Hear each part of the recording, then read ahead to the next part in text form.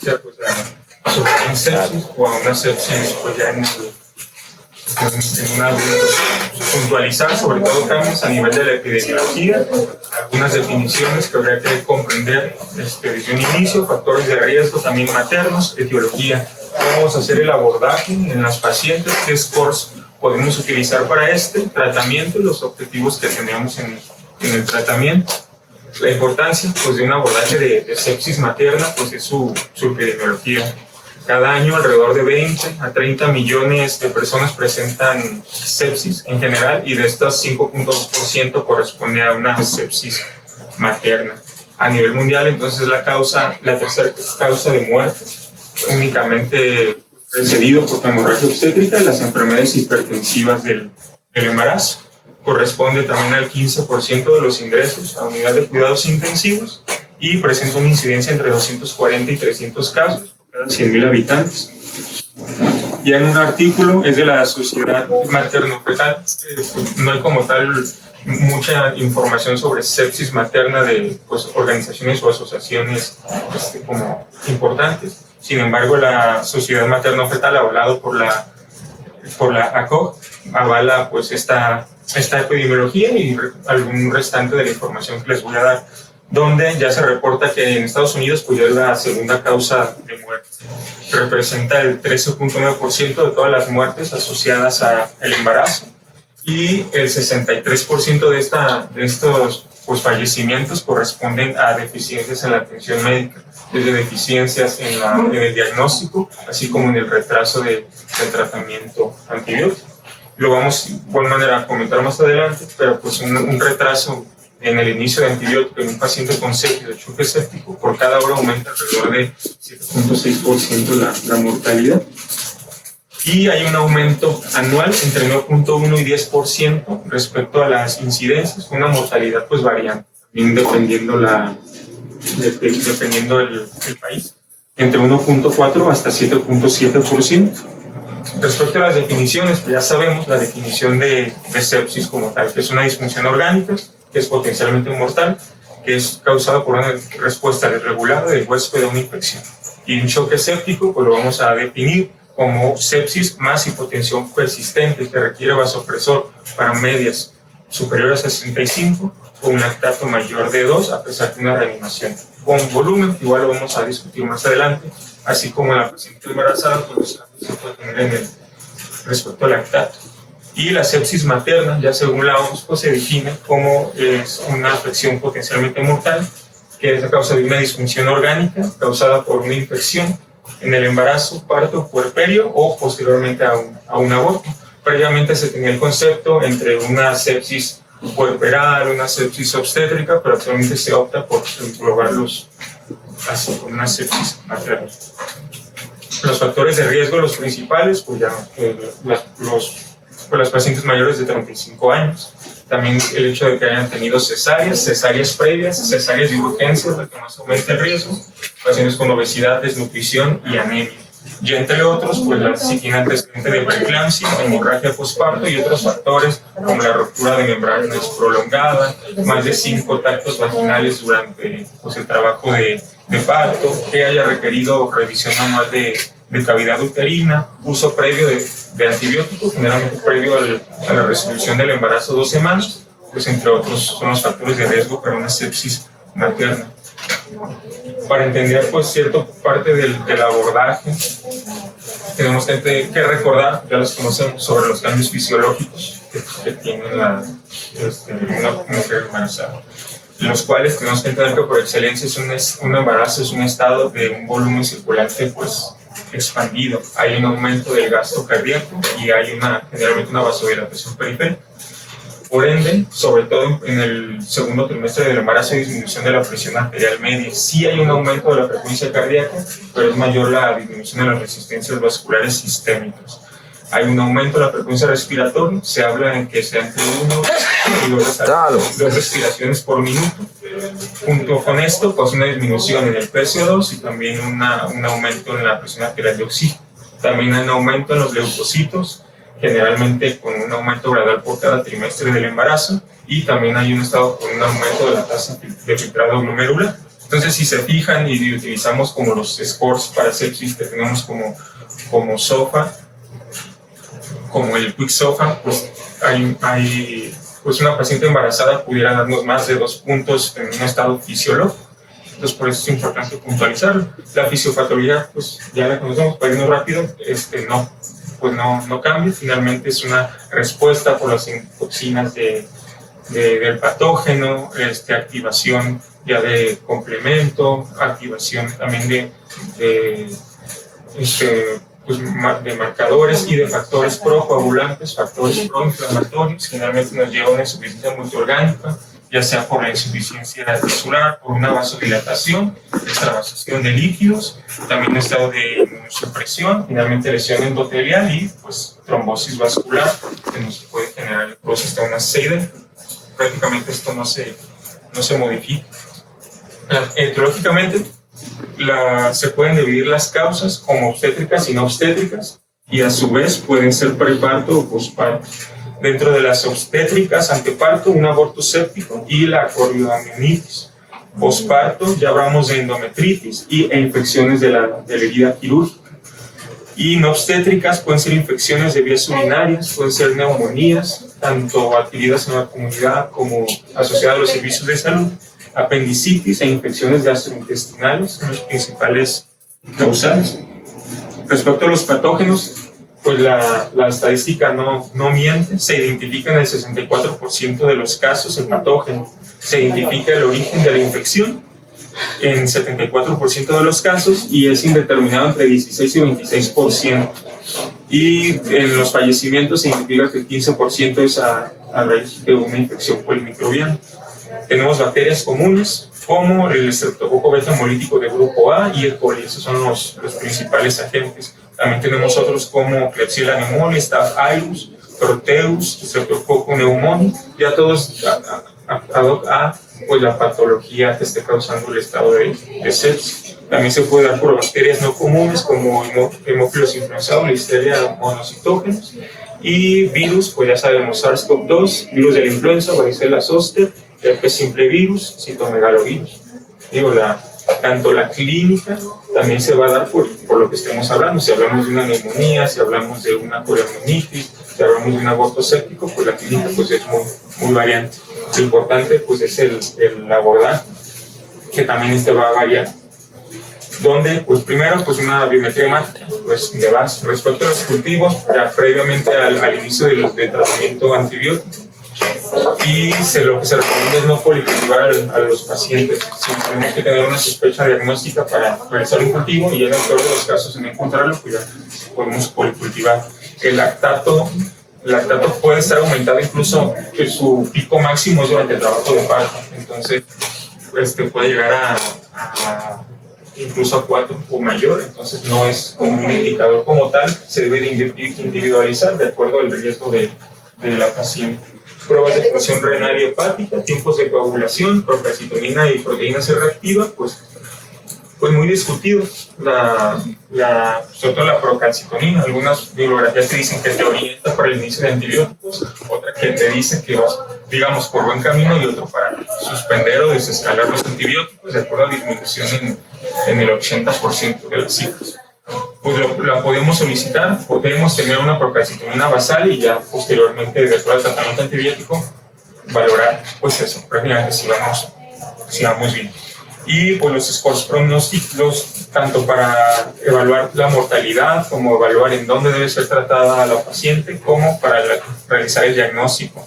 Hay un sistema de evaluación o de activación obstétrica, el cual valora pues, todos los signos vitales en la paciente y nos da al final un puntaje. No es exclusivo de sepsis, sino es para una atención inicial obstétrica y te dice qué tan rápido requiere una reevaluación o una valoración. Pues en este caso, pues por un obstetra. La sensibilidad de este score pues es de 86%, especificidad del 85%, con un alto valor predictivo negativo del 96%. Valora pues ya todas estas variables entre temperatura, estado de conciencia y restos de signos vitales. Con esto, si nos da una alerta amarilla, tiene que reevaluarse en 30 minutos. Si nos da 2 amarillas y una roja, evaluación por obstetra y reevaluación en 30 minutos, y ya más de 2 amarillas o 2 rojas es evaluación inmediata y monitorización continua. Ya cada una está identificada con No encontré algún estudio de validación y sensibilidad de especificidad, pero distinta bibliografía incluso, y la guía de práctica clínica mexicana comenta el OM Quick-SOFA. Es pues un Quick-SOFA modificado sobre todo en los parámetros que de manera fisiológica pueden salir positivos en una paciente embarazada. Sobre todo, pues ya la presión arterial sistólica se mueve a menor de 90 milímetros de mercurio, la respiratoria arriba de 25 respiraciones por minuto. De igual manera, un puntaje igual o mayor a 2 nos habla de una sospecha diagnóstica y ya determina una mortalidad.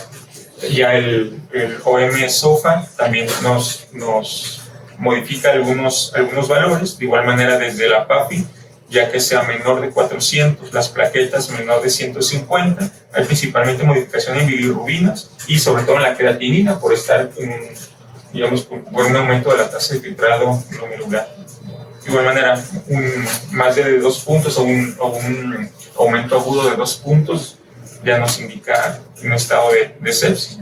También tenemos el SOS Score, el cual también tiene valores de signos vitales, también agrega la cifra de leucocitos, el porcentaje de bandas y el lactato, el cual nos da una sensibilidad del 64%, especificidad del 88% y con un alto valor predictivo negativo, del 98%. Ya con un score arriba de 6 puntos nos habla de un alto riesgo y ya de una alta mortalidad en pacientes con sepsis. Y este es un sistema de detección en 2 pasos que prácticamente se resume en todo lo que estoy hablando, desde un manejo inicial con un OM Quick-SOFA, con tanto signos vitales y conteo también de leucocitos. Posteriormente la confirmación mediante otros estudios paraclínicos, ya el perfil SOFA completo, y ya con esto se puede determinar si estamos en estado de sepsis, si estamos en estado de choque séptico, si el lactato únicamente está elevado a causa pues, del mismo trabajo de parto, la fisiología del embarazo, o si descartamos una sepsis. Ya los objetivos pues, no están definidos como tal que sean diferentes en los embarazos. En la primera hora tenemos que realizar, pues en teoría, una reanimación con líquidos. En caso de choque séptico tenemos que iniciar antibiótico en esa primera hora previo a toma de cultivos. En las primeras 3 horas ya medición del lactato, resto de estudios paraclínicos, inicio de antibiótico también previa a toma de cultivos, y durante las primeras 6 horas se tiene que decidir si el paciente requiere un ingreso a unidad de cuidados intensivos, si requiere un inicio de vasopresores y vigilar las metas en el tratamiento. No es que nos vayamos a tardar las 6 horas, pero sí tenemos ese límite máximo para tomar esas decisiones. Respecto al tratamiento antibiótico, en este caso también es todo de acuerdo a la etiología.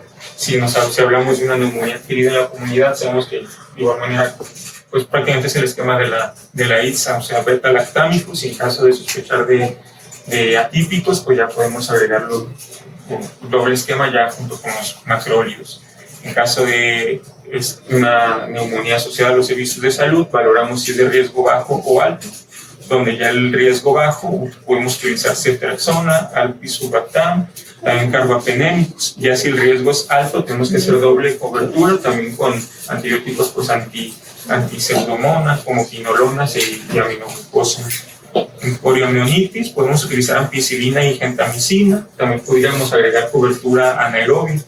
Endometritis, ampicilina, gentamicina, metronidazol, otros tipos de alternativas en caso de alergias. Ya en infecciones de vías urinarias, gentamicina y ampicilina, pues en caso de haber alguna contraindicación, podemos utilizar carbapenémicos en monoterapia. Infecciones intraabdominales, igual cefalosporinas de tercera, incluso de cuarta generación, agregando metronidazol. Y en caso de que sea ya un proceso abdominal complicado, podemos agregar un carbapenémico o piperacilina tazobactam. Ya en infecciones del sitio quirúrgico, ya con datos de necrosis, vancomicina junto con piperacilina tazobactam sería lo lo indicado. Respecto a los líquidos, pues ya los líquidos es lo más comprometido. Todas las vías sí comentan que hay que darle el beneficio a los pacientes de una reanimación hídrica, pero finalmente si el paciente está chocado y finalmente es un choque distributivo, es un choque vasodilatador, entonces si hay una respuesta de líquidos, pues va a haber una respuesta transitoria a estos. Pero bueno, 50% responden a líquidos y puede haber con esta fluidoterapia, si no se guía, puede haber complicaciones como disfunción diastólica, edema cerebral, pulmonar, incluso intestinal.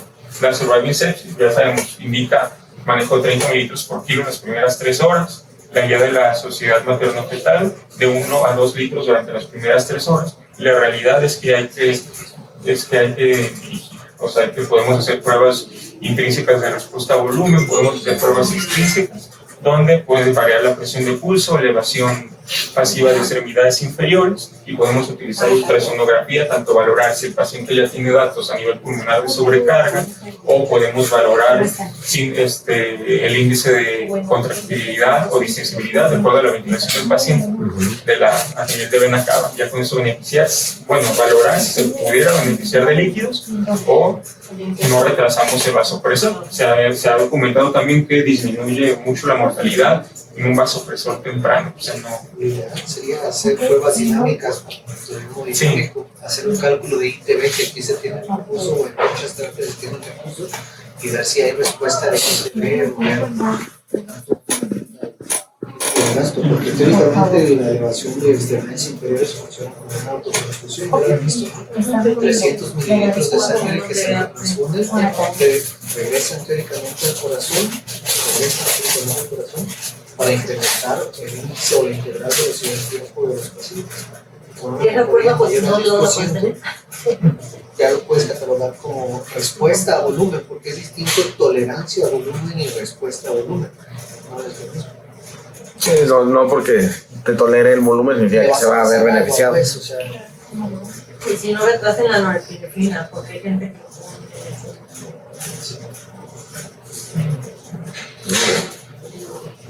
Ya respecto a los vasopresores, pues de igual manera, en este mismo orden, pues la norepinefrina de igual manera es el vasopresor de elección.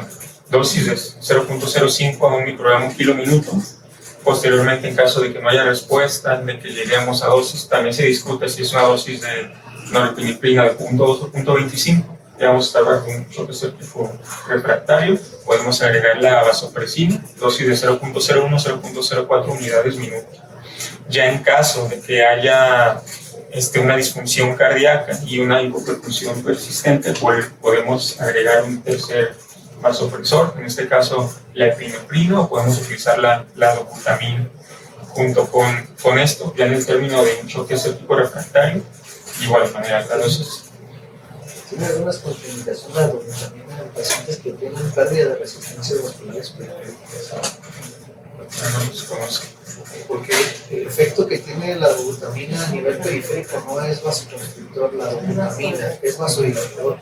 Sería la dopamina, pero la dopamina también tiene incremento de complicaciones. Entonces, es que ya en ese punto los mejores ahorradores de vasopresores y tratar de buscar otras causas. Y de hecho, ese estudio que salió que estaba teniendo del uso de azul de metileno en los pacientes que tienen choque séptico, pues en el civil les funcionó, pero es una población pequeña, o sea... Nosotros lo hemos usado en la terapia 2 veces, una funcionó súper bien y la otra no hizo nada. hay muchos estudios de eso y la verdad que yo los veo, a pacientes que he visto con azul de metileno no les ha ido bien. Igual que la que contaba con el CIR de la proteína efectiva. Ah, sí. Bueno, pero debe ser de la dobuta. Ya cuando llegas a un tercer vasopresor, que buscar. Y la dobuta, pues. Bueno, no sé si lo vas a mencionar. Es cuando hay falla. Se supone que si tienes una cardiopatía por sepsis, pues pudiera funcionarte, pero como dice el Isra, pues no puedes iniciarle una dobutamina si no tienes una buena, no estás asegurando que tenga una buena PAP, porque se te la va a tumbar. Te va a dar unas taquicardias.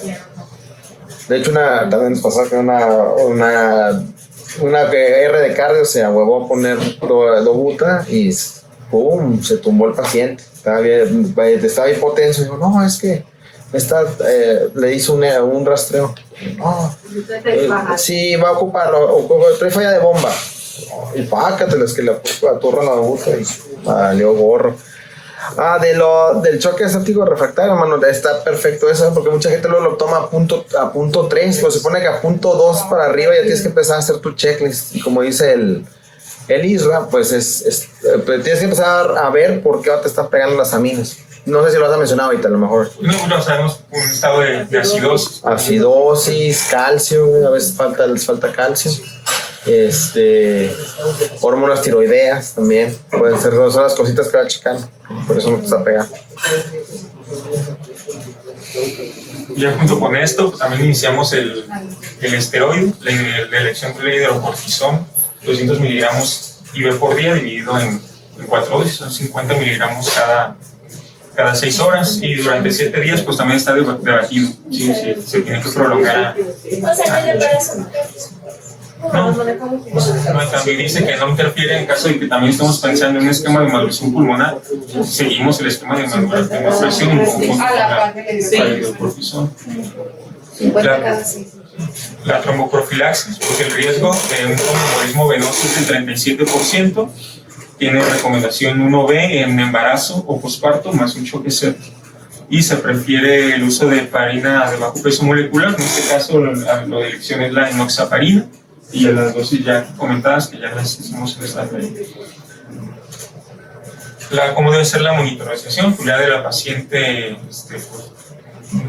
no se recomienda, sobre todo en embarazadas, monitorización invasiva, a menos de que sea necesario, pero se prefiere darle el beneficio a no ser tan invasivos con ella. Respecto al baby, mira el doctor Ravelero, hay que hacer monitoreo totodinámico. Hay que, pueden haber variaciones de acuerdo si la paciente tiene fiebre o no, variaciones en la frecuencia cardíaca fetal. También puede haber taquicistolia si hablamos de una biometritis infecciosa, y esta biometritis se puede asociar también a cambios a nivel cervical. No es común, pero si ya tiene modificaciones cervicales, ya podemos utilizar topolíticos y podemos sospechar, sobre todo si están en la semana entre 24 y 34, ya de un esquema de maduración pulmonar. La interrupción del embarazo, hay que individualizar el caso. La única indicación absoluta es que el útero sea el origen infeccioso, como en el caso de ser posible, y si no hay contraindicaciones, hay que iniciar nutrición integral en cuanto sea valorable. En caso de no o de existir una contraindicación, hay que iniciar nutrición parenteral en la fase aguda a 20 kilocalorías kilo, y en la fase hipermetabólica ya puede ser de 30 a 35 kilocalorías por día. Ya valoramos también, ya lo hemos visto, sobre el riesgo de síndrome de realimentación, valorando si tiene alto riesgo, iniciar a bajas kilocalorías día, y pues entre otros. Y los criterios de ingreso a unidad de cuidados intensivos, ya es uno mayor o 3 menores. Igual, pues, ventilación mecánica, un shock séptico refractario, falla orgánica múltiple, no mejoría durante las 3 a 6 horas de su abordaje. Y ya los menores, ya respecto a si hay infiltrados multilugares, leucopenia, trombocitopenia, hipotermia, ya entre otros. Y ya con esto ya valoramos ingreso. Y ya, por cultura general, nada más. El término de sepsis, desde los poemas de Homero en 2700, se comentó con un estado de putrefacción. Posteriormente, Hipócrates lo vuelve a mencionar en los 400 años antes de Cristo, y él lo describía como que era un proceso que había llagas purulentas, podredumbre, humedecimiento de la piel y fetidez a través de esto. Después Galeno, 3 siglos después, se le ocurre decir que es una condición favorable y que era necesario para sanar estas mismas heridas. Y pues así estuvo presente hasta que Da Vinci y Andreas Vesalius en el siglo XV cuestionaron si era beneficioso dejar pues, así, al libro de evolución este mismo proceso. Y ya en el siglo XIX, tanto Semmelweis como Pasteur contribuyeron a que la sepsis puede tener un origen a una reacción infecciosa, y la nombraron como sangre envenenada. Y de ahí, pues creo yo que el concepto sigue cambiando. incluso cada día de seguridad y sepsis cambiamos mucho de perspectiva, incluso desacuerdos todavía con las mismas líneas. Qué bárbaro, Edgar. Bien, Qué bárbaro.